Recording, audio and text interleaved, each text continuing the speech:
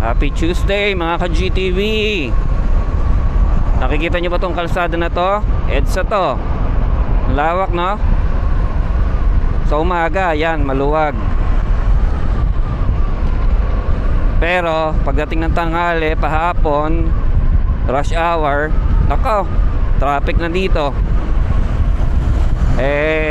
Maluwag lang kasi umaga at pauwi pa lang ako. Pero pagdating ng mga tanghali niyan, yan, traffic na yan.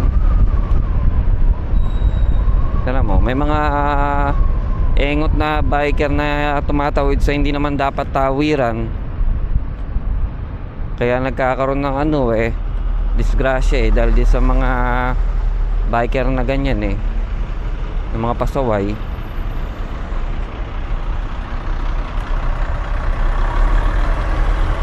Kaya dapat talaga matalas ang mata mo, tsaka defensive driver ka. Kailangan alalay ka lang sa gas pati preno. So anyway, nandito na tayo ngayon sa EDSA corner Ross Boulevard. So dadaan ulit tayo ng Ross Boulevard mga ka-GTV.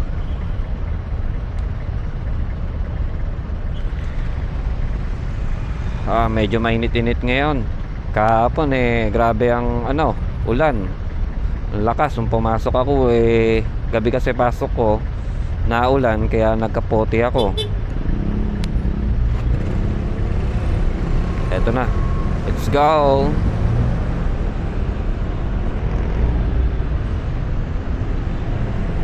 Bali dito pag liliko kayo ng Ross Boulevard, pwede kayo dito sa Kalbila, pwede kayo dito sa may unang liko.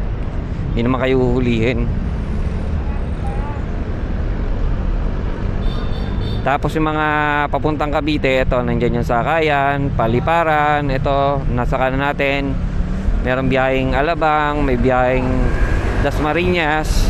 So kung magko-commute kayo pa Alabang, Paliparan, may sukat din dun na terminal. Tsaka Dasma, andun, may terminal dun. Hindi nyo na kailangan pumunta ng PITX. Yung terminal nila I think illegal din. Pero nandun lang siya sa tapat ng Heritage. So sa mga magko-commute, yan, makakatulong yan.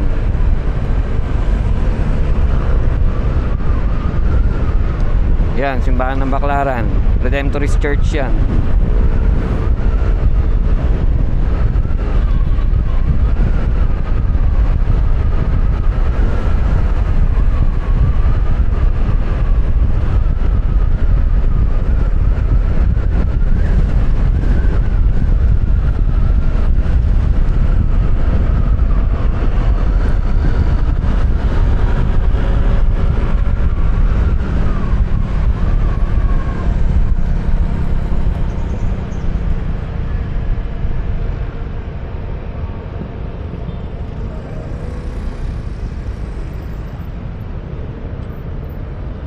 Nabalitaan nyo ba mga ka-GTV yung gagawin daw na plano nila sa stoplight ng mga MMDA owned stoplight?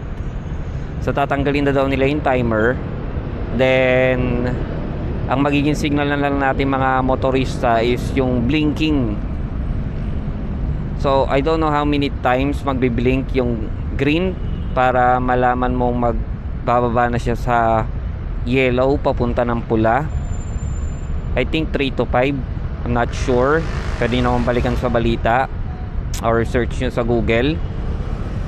Then kung ako sa inyo, pag nakita nyo nagbiblink na yung green, mag-minor na tayo when approaching stoplight. Mahirap nang mahuli ng beating the red light, lalo activated ngayon ang NCAP ng mga MMDA. Though sabi nila gagawin lang nila yon sa mga nila stoplight nila na nasasakop nila. Ito may timer, so hindi to sakop ng MMDA. Tama ba ako mga ka-GTV? So kung may sagot kayo tungkol doon na hindi to sakop ng MMDA, I doubt, kasi may mga nakikita akong MMDA dito. Siguro di pala nila na-update yung stoplight dyan. So mag-comment na lang kayo. Ayan o, kung titingnan nyo itong Rojas Boulevard, ang sarap ibirit eh. Lalo kung walang namamaril at walang end cap. Papalo ka dito ng siyento. Pero dahil yun nga, maraming nahuhuli na. So nagpapakabait na rin yung mga rider. Okay. So sa radar ko noon nung wala pa yung mga namamaril na yan, tsaka NCAP mabilis lang ang siyento dito. Parang umabot ako dito ng 120, almost 130. Sa PCX ko naman noon, hindi ko na try na isagad ng 100. Siguro mga nasa 90 lang ako noon.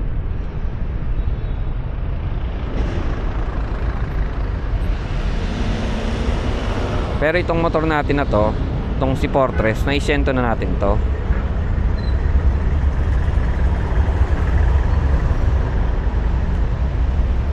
Siyento mahigit.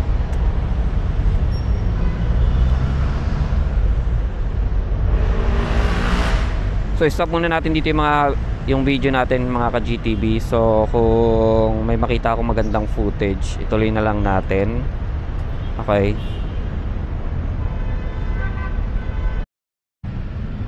Okay mga ka-GTV, so since nasa traffic light naman tayo at ito, papasok na rin tayo ng Sapote, kakaliwalan tayo.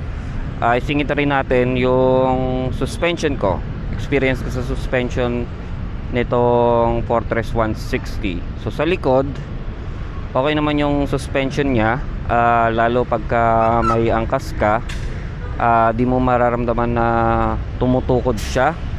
Naranasan ko ng mag-angkas ng dalawa, hindi naman siya natukod. Tapos okay din naman yung play niya, saktuhan lang. Tapos sa harap naman, ang maganda sa harap na suspension nito, hindi ko siya narinig na tumukod kahit na nalulubak ako minsan.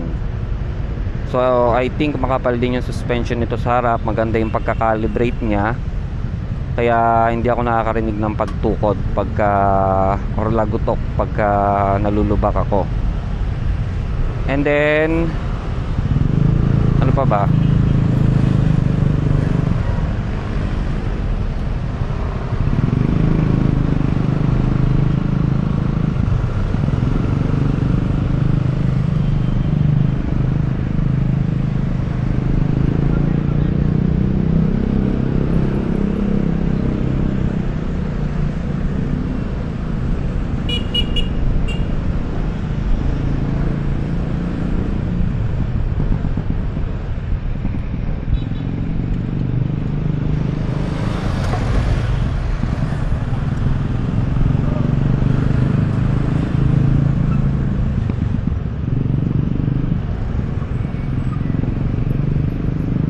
Yung pala, isa pa yung ano niya, ground clearance niya, malaki yung tulong kasi 140mm yung ground clearance nito. So sa mga humps, lubak, hindi basta-basta sasayad yung ilalim mo. Tsaka parang iba yung pwesto ng makina nito kumpara do sa PCX 160 ko noon. Kasi sa PCX 160 parang nasa ilalim yung makina eh. Konting lubak mo, tatamaan yung makina eh. Ito parang hindi naman ganun yung pagkakasetup niya, which is maganda kasi hindi ka mangangamba na tatamaan yung makina mo sa ilalim anytime na malulubak ka. But still, nasa pag-iingat pa rin naman natin yan. Kailangan maingat pa rin tayo sa pagmamaneho.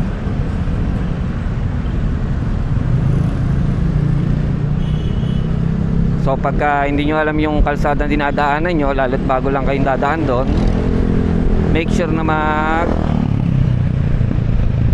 Mas maganda maging defensive driver na lang kayo. Yung saktuhan takbo lang, huwag kang rarat-rat.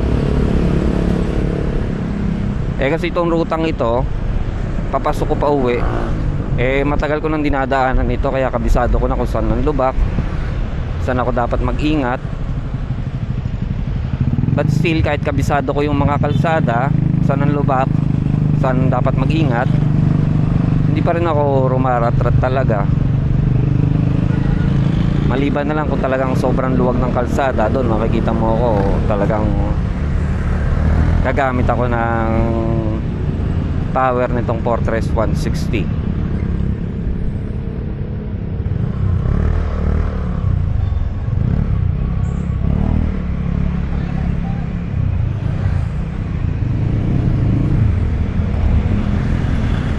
Bali abang-abang lang kayo mga ka-GTV. Nag-aantay lang ako mag-isang taon itong Fortress 160 natin. By November yon. So by November bibigyan ko to ng long term feedback, or baka mas mapaga pa sa November, kasi by next change oil ko isasama ko na yung pagpapalinis ko ng panggilid. Hindi ako pupunta ng kasa, magpapagawa na lang tayo magpapaservice na lang tayo sa mga motor shop na malapit sa amin. Kasi ang alam ko, parang narinig ko, correct nyo na lang ako sa mga Fortress 160 owner, hanggang 6 months lang yung natin, 4 na coupon na libre. Isa lang ang nagamit ko doon kasi nadismaya ako sa proseso ng nila, pag-change oil. MA2 ang kinakarga, tapos MA2 is pang wet clutch, pang decambio. Tapos wala silang pakialam kahit ilan ang ikakarga nila sa motor mo. With 800 lang makina natin, yung kinarga sa akin nung huli is 1,000. So yun, na-disappoint ako sa customer service nila. Kaya yung mga sumunod na change oil, ako na gumagawa.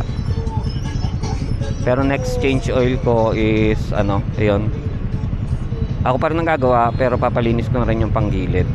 So gagawa tayo ng doon ng video para dun sa ating sa ating linis panggilid. Okay, so siguro hanggang doon na lang muna. Kung nagustuhan nyo tong video natin today, palike na lang, subscribe na rin kayo, kasi mag-upload pa tayo ng maraming video. And again, happy Tuesday, ride safe palagi, peace out.